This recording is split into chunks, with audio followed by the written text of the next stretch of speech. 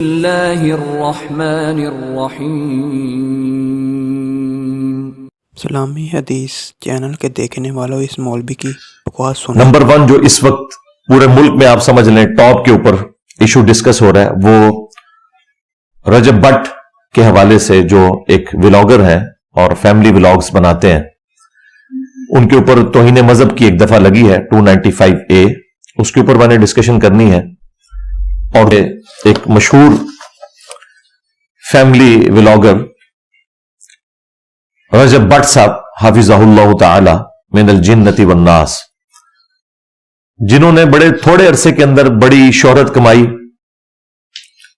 Inverted commerce میں، اللہ تعالیٰ اس قسم کی شہرت کسی کو نہ دے، اور جو انہوں نے ادم مچایا اس میں نہ صرف وہ ایکسپوز ہوئے بلکہ پاکستانی قوم بھی ایکسپوز ہوئی کہ 6 ملین سے زیادہ لوگ ایک ایسے شخص کو دیکھتے ہیں، فالو کرتے ہیں کہ جو آپ کو کوئی پازیٹو چیز دے ہی نہیں رہا، ایسی انٹرٹینمنٹ دے رہا ہے کہ جو بے حیائی کے اوپر مبنی ہے۔ اس میں اس کا قصور تو کم، دیکھنے والوں کا قصور زیادہ ہے۔ میں تو اس کے اوپر یہ ورڈکٹ دوں گا۔ رجب بٹ صاحب کا تعارف کچھ عرصہ پہلے ہوا جب ان کی وہ سٹیٹمنٹ مدینہ شریف کے حوالے سے نعوذ باللہ سامنے آئی کہ مدینہ شریف میں بھی سکون نہیں ہے۔ میں تو چونکہ سوشل میڈیا بہت کم استعمال کرتا ہوں، لیپ ٹاپ کے اوپر یوٹیوب جہاں تک ہوتا ہے استعمال کرتا ہوں، باقی اسمارٹ فون میں نے جان بوجھ کے نہیں رکھا ہوا، اس لیے جتنی خرافات ہیں جو ایکس کے اوپر ہوتی ہیں، فیس بک کے اوپر ہوتی ہیں، یہ ساری ایسی خرافات ہیں جن سے اللہ تعالیٰ نے مجھے محفوظ رکھا ہے۔ بہرحال جب کوئی اس طرح کی خبر آتی ہے تو وہ یوٹیوب پہ سامنے آ جاتی ہے تو دیکھ لیتے ہیں۔ تو مجھے پہلی دفعہ ان کا تعارف ہوا کہ یہ اس قسم کی حرکتیں ارشاد فرماتے ہیں۔ پھر میں نے پوچھا کہ یہ کون ہے تو لوگوں نے بتایا آپ کو نہیں پتا، یہ تو بہت مشہور آدمی ہے۔ مشہور کیا ہے کہ وہ بے حیائی پہ مبنی ولاگز کرتا ہے، اپنی فیملی کو دکھاتا ہے اور اس کے ذریعے ڈالرز کماتا ہے۔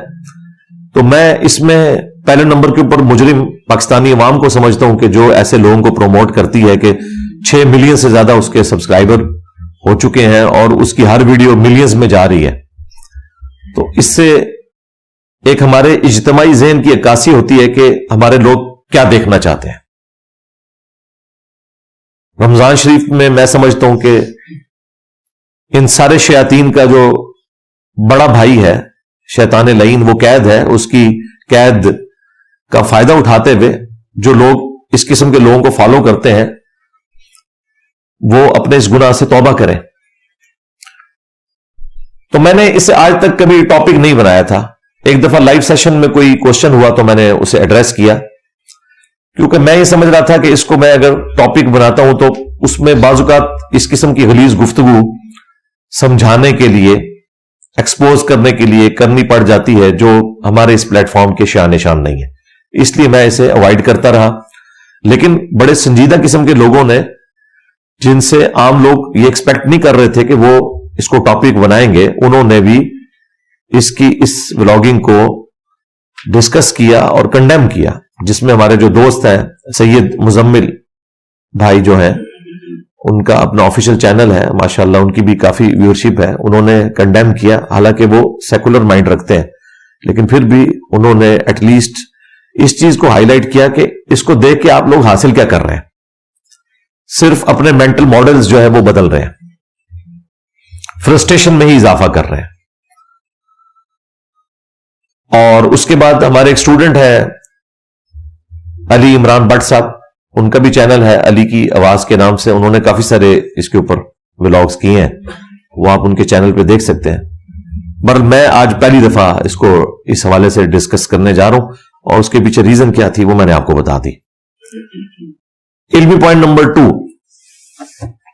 وہ جو اس نے بے حیائی کا طوفان بدتمیزی برپا کیا ہوا ہے اس کے حوالے سے ہمارے بھائی ہیں رجب بٹ صاحب حافظہ اللہ تعالی، تو یہ اپنی کئی ویڈیوز میں جو میرے تک کلپس پہنچے مولا علی کا بڑا ذکر کرتے ہیں علیہ السلام، سیدہ فاطمہ کا سلام اللہ علیہا، لیکن ان کے جو کرتوت ہیں اور افعال جو ہے ان کا اہل البیت علیہ السلام کے ساتھ کچھ لینا دینا نہیں ہے. لہذا جو لوگ ان کو دیکھنے والے ہیں وہ یہ بھی دیکھیں کہ اگر کوئی شخص اتنے بڑے لیول کے اوپر بے حیائی کا کام کر رہا ہے اور اس میں اس بے حیائی کو کوئی مذہبی ٹچ دیتا ہے یا دین کا تڑکا لگانے کی کوشش کرتا ہے تو اس قسم کا ہمیں دین نہیں چاہیے بھائی. سیدھی سی بات ہے کہ جس میں آپ ان بے حیائی کے معاملات کے اندر مقدس ہستیوں کا نام یوز کرنا شروع کرتے ہیں اور اس کا الٹیمیٹ پھر انجام اسی طریقے سے ایف آئی آرز کی شکل میں ہوتا ہے. اور دیکھیں ان سے کتنے بلنڈر ہوئے ہیں. نماز کے حوالے سے انہوں نے اسٹیٹمنٹ دی کہ جی وہ جو اپنی والدہ کے ساتھ انہوں نے ولاگ بنایا ایک طرح سے نماز کا مذاق ہی اڑایا نا. اس کے بعد مدینہ شریف جا کے بھی اسٹیٹمنٹ دی. اب ظاہر ہے وہ پڑھا لکھا تو ہے نہیں ہے, اسے ہی پتہ ہی نہیں کہ وہ کیا بول رہا ہے. میں یہ نہیں کہتا کہ اس نے انٹینشنلی کوئی توہین مذہب کی ہے, لیکن انجانے میں تو ہو رہی ہے. اس نے کہا جی مدینہ شریف میں بھی سکون کوئی نہیں ہے. میرے بھائی اس کے بعد تو پھر ایف آئی آر ہی آپ کے اوپر کٹنی تھی. پھر آپ معافیا مانگتے ہیں, پھر اسی قسم کی حرکتیں شروع کر دیتے ہیں. پھر کچھ عرصہ پہلے انہوں نے کرسچن کمیونٹی کے حوالے سے اسٹیٹمنٹ دی, ایک لطیفہ سنایا جو عموماً لوگ سناتے ہیں اس قسم کے لطیفے, لیکن جب میڈیا میں آتے ہیں تو پھر ظاہر ہے توہین مذہب لگتی ہے. صرف اس میں ایشو عیسائی کہنے کا نہیں تھا, بیسیکلی کرسچن کمیونٹی کی توہین کرنے کا بھی تھا لطیفے کی فارم کے اندر. ویسے یہ الگ چیز ہے کہ کرسچنز اپنے آپ کو عیسائی نہیں کہتے, وہ کہتے ہیں ہمیں مسیحی کہیں, کیونکہ وہ عیسی ابن مریم کے نام کے ساتھ ایگری نہیں کرتے. ہم مسلمانوں کا عقیدہ ہے کہ ان کا نام عیسی ابن مریم ہے, وہ انہیں یسوع مسیح کہتے ہیں, وہ بھی نام ثابت ہے. اس وجہ سے وہ کہتے ہیں آپ ہمیں مسیحی کہیں, عیسائی نہ کہیں. لیکن اس نے تو مذاق اڑایا تھا, پھر جا کے چرچ میں معافی مانگی, اور اب جو پے در پے اس قسم کے مذاق کرنے کا انجام آپ کے سامنے آیا ہے وہ بڑا بھیانک ہے. اور وہ یہ ہے کہ انہوں نے ایک پرفیوم لانچ کی 295 کے نام سے. کوئی اس میں حرج نہیں تھا اگر یہ صرف 295 کے نام کی حد تک رہتا. اب بعض لوگ ان کی طرف سے صفائیاں دے رہے ہیں کہ جی یہ کوئی ڈیجٹ کسی کا ٹھیکہ ہے, اور بھائی بالکل آپ ٹھیک کہہ رہے ہیں, لیکن آپ دیکھیں کہ اس نے اس کو ریلیٹ کس کے ساتھ کیا, اور پھر کانفیڈنس دیکھیں اس کا آسمانوں پہ ہے. نام لیتا ہے مولا علی کا علیہ السلام, سیدہ فاطمہ کا سلام اللہ علیہا, اور کہہ رہا ہے جی میرے جو مرشد ہیں آئیڈیل ہے سدھو موسے والا. واہ جی واہ. یہ میں شیعہ کمیونٹی سے بھی کہوں گا کہ ایسے بندے کو آپ مولا علی کے نام سے دھوکہ کھاتے ہوئے دیکھ اور سن رہے ہیں کہ جس نے آئیڈیل مولا علی کو ذکر نہیں کیا, سدھو موسے والے کو ذکر کیا, اور کہتا ہے میرے مرشد کے اوپر بھی 295 لگی تھی تو کیا ہوا, میرے پہ بھی 2 لگ چکی ہیں 295A اور 295C, حالانکہ C نہیں لگی تھی. خود اس نے دعوت دی کہ میرے اوپر لگائی جائے. اب اس قسم کی جب آپ ورڈکٹ دیں گے پھر آپ کے ساتھ یہی کچھ ہوگا بھائی, سیدھی سی بات ہے. 295C تو وہ دفعہ ہے کہ یہ دفعہ اگر کسی درخت کے تنے کے اوپر لکھ دی جائے نا تو وہ درخت بھی مرجھا جاتا ہے. یہ پاکستان کے اندر اتنی خطرناک چیز ہے, بلکہ خطرناک چیز ہے. اس نے مذاق بنایا ہوا تھا اس کا, اور پھر فخریہ کہہ رہے جی میں پرفیوم لانچ کر رہا ہوں اس نسبت کی وجہ سے. تو بالکل علماء کا جو غصہ تھا وہ جسٹیفائی تھا. حالانکہ آپ کو پتا ہے کہ میں اس طرح کے معاملات کے اندر توہین مذہب کے حوالے سے بڑا محتاط رویہ رکھتا ہوں, لیکن یہ واقعتاً اس قسم کی حرکتیں کرنا, یہ آپ لوگوں کو دعوت دیتے ہیں کہ وہ آپ کے ساتھ کوئی اس قسم کی ایکٹیویٹی پرفارم کرے جو کہ ایکسٹرا جوڈیشل ہو. خیر جوڈیشری کا راستہ اختیار کیا, ان کے اوپر 295A کا مقدمہ ہوا. وہ ایف آئی آر ہمارے پاس موجود ہے, وہ ہم اس میں ساتھ اٹیچ کر دیں گے. اس میں اس کے پرانے گناہ بھی لکھے ہوئے ہیں کہ اس نے نماز کا مذاق اڑایا, اس نے جو ہے وہ مدینہ شریف کی توہین کی, اور اب اس قسم کی یہ حرکتیں کر. اور ابھی تو خیر وہ عمرہ کرنے کے لیے چلے گئے. بھائی وہاں جانے سے توبہ قبول نہیں ہونی جب تک کہ علماء نے آپ کی توبہ قبول نہ کی. ہاں, اور میں گورنمنٹ آف پنجاب سے بھی ریکویسٹ کروں گا کہ آپ نے فیسیلیٹیٹ کیا یقیناً اس کو یہاں سے بھگانے کے اعتبار سے، ٹھیک ہے، وقتی طور پہ بھگا دینا چاہیے اور اس کی توبہ کی ویڈیو آنی چاہیے، اور وہ مسلسل اس نے کئی ایک توبہ کی ویڈیو ریکارڈ کروا دی ہیں. ایک میں تو وہ قرآن پاک کے اوپر ہاتھ رکھ کے توبہ کر رہے ہیں، اس کے بعد وہ حرم مکہ میں جا کے بھی توبہ کر رہے ہیں. وہ اپنی جگہ ہے، لیکن قانون کو اپنا راستہ لینا چاہیے. اس قسم کی کوئی اسے فیسلٹی نہیں ملنی چاہیے کہ کچھ عرصے بعد وہ دندراتا پھرے، تو پھر پورے ملک کے اندر باقی لوگوں کو ایک ہلہ شیری ملے گی کہ ٹھیک ہے جو مرضی کرو، تم پیسہ لگاؤ اور بچ جاؤ، جو پہلے وہ کرتا ہے. یا پھر اس کے توبہ والے جو معاملات ہیں وہ علماء کے سامنے بٹھا کر ان کو منطقی انجام تک پہنچایا جائے اور پکا عہد لیا جائے، تو پھر اس سے یہ ایف آئی آر کا معاملہ ٹلنا چاہیے. ادروائز یہ جو 295A کی دفعہ لگی ہے بالکل جسٹیفائڈ ہے. 295A جو ہے یہ توہین مذہب سے متعلق ہے، 10 سال اس کے اوپر قید ہے اور اس جرم کی ضمانت بھی نہیں ہے. عام جرائم میں تو یہ ہے نا، ضمانت ہو جاتی ہے جب تک آپ کا کیس چلتا رہے، اور جب کیس ثابت ہو جائے تو آپ کو سزا ہوتی ہے. لیکن اس میں یہ ہے کہ آپ اندر ہی رہیں گے جب تک کیس ثابت ہوتا ہے یا نہیں ہوتا، آپ نے اندر ہی رہنا ہے. 295B جو ہے یہ توہین قرآن کے اوپر ہے، اور 295C جو ہے وہ توہین رسالت کے اوپر ہے. اور 295B کی سزا بھی وہی 295A والی ہے، اور 295C والی جو ہے وہ ڈیتھ پینلٹی ہے، اس کے اوپر سزائے موت ہے. ظاہر ہے وہ تو سب سے سخت سزا ہے پاکستان کے قانون میں 295C. تو اس نے ایک طرح سے ان سزاؤں کا بھی مذاق اڑایا، جس کی وجہ سے ظاہر ہے کہ جو مذہبی طبقہ ہے اس کے اندر ایک غصہ پایا جاتا ہے. اور آپ کو پتا ہے کہ اس قسم کا جو غصہ ہے اس کے آگے آپ بند نہیں باندھ سکتے، نہ پیسے کے ذریعے نہ سٹیٹس کے ذریعے. اس لیے اس حوالے سے 295 کا نام لے کر پرفیوم کو لانچ کرنا، تو یہ تو میرے بھائی آپ خود دعوت دے رہے ہیں کہ آپ کو جنت الفردوس تک پہنچا دیا جائے، سیدھی سی بات ہے. ہاں، اس کی وجہ یہ ہے کہ جب یہ ٹیگ لگ جاتا ہے نا، تو اس کے بعد پھر عدالت تو فیصلہ بعد میں کرتی ہے، جو مجاہد ملت پبلک میں پھر رہے نا یہ پہلے فیصلہ کر دیتے ہیں. توبہ کے حوالے سے ہمارا موقف اور سٹانس بالکل واضح ہے کہ بڑے سے بڑے گناہ کی توبہ بھی قبول ہے. میں علماء کے ساتھ ایگری نہیں کرتا کہ گستاخ رسول کی توبہ نہیں ہے. الصارم المسلول علی شاتم الرسول، یہ پوری دنیا کے اندر جو فتنہ پھیلا ہے نا کہ گستاخ رسول کی توبہ ہی قبول نہیں، چاہے وہ جو مرضی کر لے. اللہ کے گستاخ کی توبہ ہے، رسول اللہ کے گستاخ کی توبہ نہیں ہے. اندازہ کریں، یہ سارے فتنے کا بانی جو ہے نا یہ ابن تیمیہ ہے، اور اس کی یہ کتاب بریلوی پرنٹ کر رہے ہیں. باقی رہا کہ میرا فرقہ کون سا ہے، میں تو بار بار کہتا ہوں کہ میرا فرقہ، میرا گروہ، فرقہ تو میرا کوئی بھی نہیں ہے جی. اسلام میں فرقہ واریت حرام ہے. وَاعْتَصِمُوا بِحَبْلِ اللَّهِ جَمِيعًا وَلَا تَفَرَّقُوا إِنَّ الَّذِينَ فَرَّقُوا دِينَهُمْ وَكَانُوا شِيَعًا لَسْتَ مِنْهُمْ فِي شَيْءٍ. اے نبی، جنہوں نے دین میں فرقے بنائے اور اپنے آپ کو گروہوں میں بانٹ لیا، آپ کا ان سے کوئی تعلق ہی نہیں ہے. تو وہ میں اس گروہ میں شامل ہوں جو نبی صلی اللہ علیہ وآلہ وسلم کے زمانے میں آپ صلی اللہ علیہ وسلم، آپ کے صحابہ کرام علیہم رضوان اور آپ کے اہل بیت علیہم السلام کا گروہ تھا. اور آج بھی الحمدللہ جو اس گروہ کے اندر شامل ہیں میں ان کی عزت کرتا ہوں. میں سب لوگوں کو الحمدللہ مسلمان سمجھتا ہوں جو بھی اللہ اور اس کے رسول اور صحابہ کرام اور اہل بیت کے ساتھ عقیدت رکھتے ہیں، ان کی تعلیمات کے اوپر الحمدللہ عمل کرتے ہیں. تو میں یہاں تک کیسے پہنچا ہوں؟ دھکے کھا کے جی. میں نے بیک گراؤنڈ تو اپنا شروع میں بتا دیا تھا کہ بیسیکلی میری جو بلٹ اپ ہوا ہے وہ ایک کٹر بریلوی خاندان کے اندر ہوا ہے، اور بڑی چھوٹی عمر سے ہی میں ایک سمجھ لیں ایک پریکٹسنگ قسم کا بریلوی تھا. پریکٹسنگ مسلمان نہیں، بریلوی.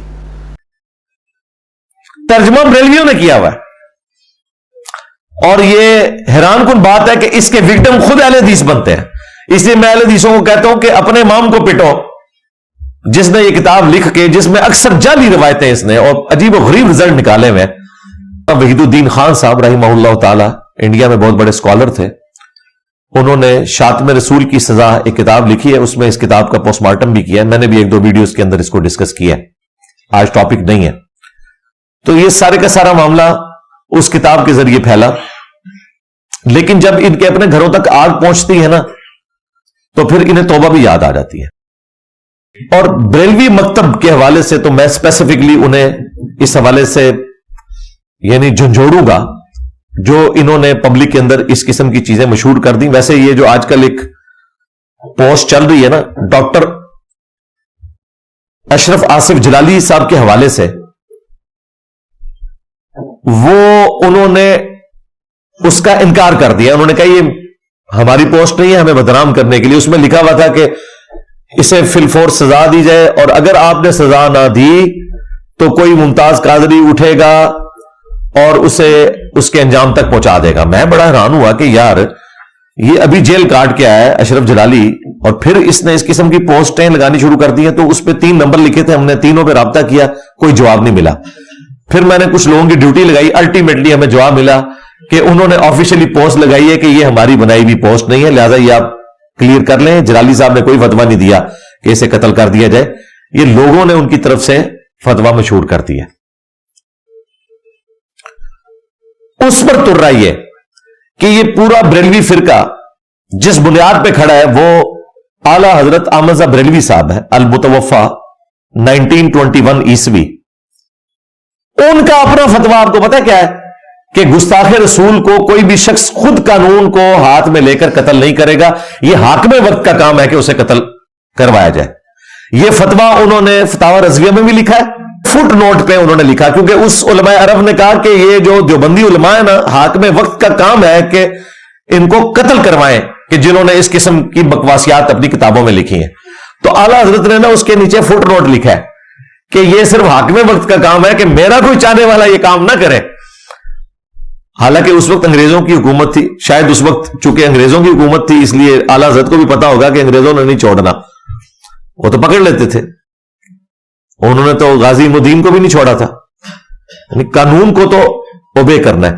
تو اعلیٰ حضرت نے اس میں یہ مانا ہے, یہاں تک کہ انہوں نے کہا کہ اگر کوئی قتل کر دے گا نا تو حاکم وقت ایسے شخص کو سزا دے گا. صرف گورنمنٹ کا کام ہے, اور اگر گورنمنٹ نہیں کرتی ہے پھر بھی کسی نے قانون کو ہاتھ میں نہیں لینا, اور اگر کوئی قانون کو ہاتھ میں لے گا تو حاکم وقت اس کو قتل کروائے گا. مطلب یہ کہ ممتاز قادری کو جو سپریم کورٹ آف پاکستان نے سزا دی اعلیٰ حضرت کے تحت وہ بالکل درست سزا تھی. لو سامو, اعلیٰ حضرت کے نامکمل مشن کی تکمیل ہم کر رہے ہیں. انہوں نے پکڑ کے مزار بنا دیا, اور میں اپنے ریاستی اداروں سے بھی پوچھوں گا, اپنی فورس سے, جوڈیشری سے, پرائم منسٹر سے, کہ اس قسم کے جو لوگ جنہیں قاتل ڈکلیئر کیا گیا ہے سپریم کورٹ کی طرف سے, ان کے مزار کیوں بنتے ہیں؟ قبر اس کا حق ہے وہ بنے, ٹھیک ہے, مزار کیوں؟ اس پہ عرس اور اس کا باپ اور بیٹا بیٹھ کے نوٹ چھاپ رہا ہے, وہ گدی نشین بن گئے ہوئے اور ایک کمائی کا اڈا شروع ہو گیا. اگر ہمارے ادارے اتنے کمزور ہیں کہ اس قسم کے قاتلین کو پناہ دیتے ہیں کہ ان کے عرس لگیں, تو میرے بھائی پھر تو گلی گلی ممتاز قادری پیدا ہوں گے. اس دن سے ڈر جائیں کہ آپ کے گھروں تک یہ آگ پہنچے. اس قسم کے جتنے لوگ ہیں ان کے مزار گرانے چاہیے. غازی المدین, اس کی بھی آپ ہسٹری پڑھ کے دیکھیں, بی بی سی والوں نے, وہ مسلمان ہے جس نے وہ رپورٹ لکھی ہے 1929 کی, اس نے پروسیڈنگ نکالی عدالت سے کہ اس میں سے جرم سے ہی کہا میں تو سبزی لینے کے لیے گیا تھا, میں تو اس طرف گیا ہی نہیں. وہ ایک ایک سوال کا جواب جو ہے وہ میں انشاءاللہ ڈسپلے کر دوں گا. یہ نہ سمجھیے گا کسی گورے نے وہ رپورٹ لکھی ہے, ایک بڑے ذمہ دار صحافی ہیں پاکستان کے جنہوں نے یہ رپورٹ تیار کی ہے.